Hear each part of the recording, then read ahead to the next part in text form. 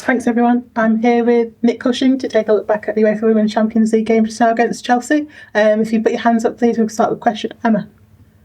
Hi Nick, I imagine it's difficult for you to talk right now about your emotions, but can you just sort of tell us what you're feeling, what you're thinking right now? Of course, disappointed that we didn't progress, but immensely proud of the group. Hugely positive in the commitment and desire and determination of a team that has had a lot of stress and a lot of strain and a lot of games against a top team over the last 2 weeks, and to be in the game and pushing it till the end and still believing shows me that the character this group has.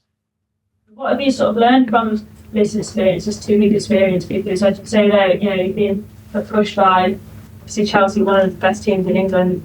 It's kind of been the ultimate test.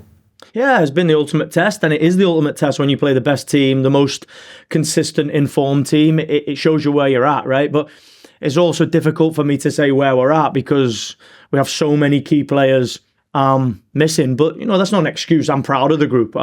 We've shown that the togetherness and the fight and the spirit and the determination is there. We've, caused Chelsea real problems in all 4 games.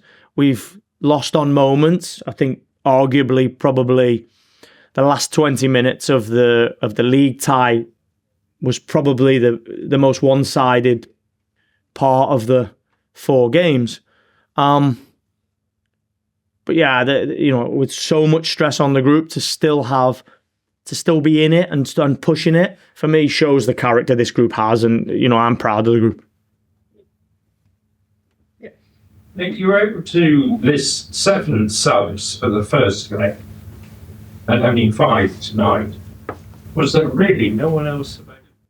Injuries. We got key injuries, right? Obviously, when you come into a Champions League quarter final, you want to put your best players on the pitch, and to have Alex Greenwood and Lauren Hemp and arguably a goalkeeper that's competing, Yama, that's competed for the number 1 shirt, and then lose Alba Firmino and not have our number 9 that has contributed to the most goals that we've had. It's tough, right? But I'm not making an excuse here. I knew the task and the challenge that I had when I took over. And the one thing that I always want from my teams is to show the real fight, determination and belief. And you can see that there. The team pushed that game till the end. Kit.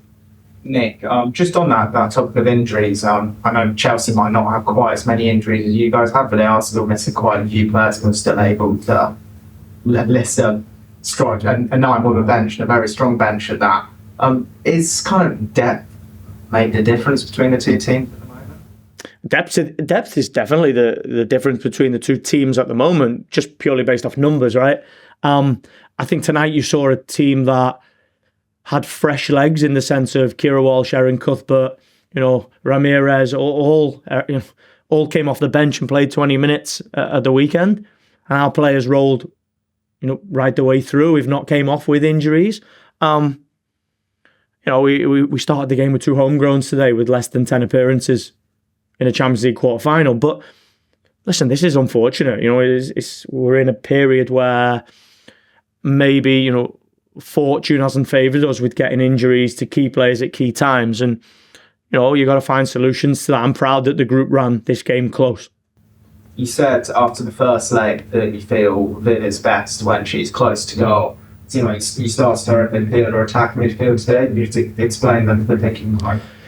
Just because I accept responsibility for the league game. If you look at the way the team was and the bench that we had and the ability to impact the game from the bench, you saw in the first game that we had that ability, and in the second game, due to experience and due to probably the magnitude of the tie, we didn't have that with the team that I selected. So we went to play a 97-minute game today to give us a chance to be in the game right the way till the end, knowing that we were playing against the team that will be champions-elect, in my opinion. And And I think that, we had the ability to bring Laura Coombs off the bench and bring Jess Park off the bench, which gave us the sustained intensity that we needed for the whole game. You've not been back here long, but you do know this club well. What does Manchester City need, do you think, for the long term to be able to compete with clubs like Chelsea on a regular basis? Yeah, I think we need to keep doing what we've always done, right? If I look at my tenure as the head coach from 2014 through 2020, I never finished out the top 2. I was involved in multiple cup finals and 2 Champions League semi-finals. I believe that this club should be and will be fighting for trophies, whether it be league titles, Champions Leagues, or the 2 trophies available in the league. So it has to continue to do what it's always done.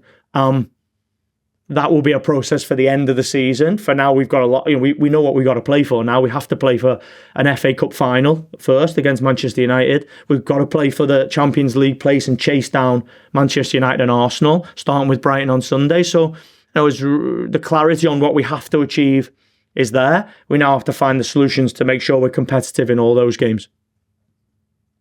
Any more questions from the floor? Thanks very much, everyone. Thank you, guys.